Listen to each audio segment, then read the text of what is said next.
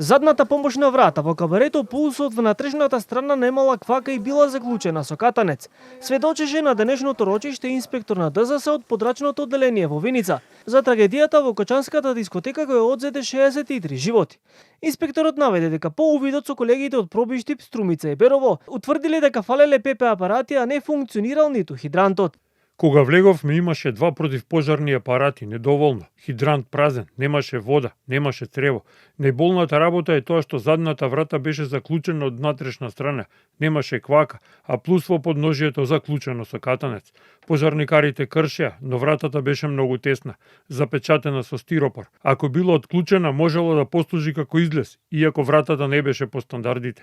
Немаше нужно панично светло над вратата. Од едниот тоалет имаше решетки, па беа кршени. Надвор имаше зелена површина малку несоодветно висока како брег и немаше услови за евакуација на повеќе луѓе. Немаше пристап за брза помош. Пожарникарите од горе гасеа.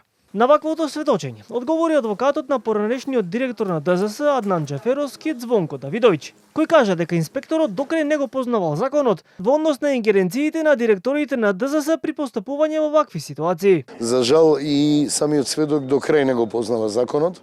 Таму јасно стои која е улогата на инспекторите, што покажува дека директорите кои седат на обвинителна клупа немаат баш никаква врска, никакви ингеренции со инспекцијски надзор. Очекуваме и понатаму да сведочењето на инспекторите да оди во иста насока, каде што ќе покажува дека генералниот инспектор и неговото одделение се надлежни да вршат инспекцијски надзор. На денешното рочиште на судењето со над 30 обвинети. Иако беше предвидено да се испитуваат тројца, се испитуваат двајца сведоци од обвинителството. Следното судење е закажано за 17 март.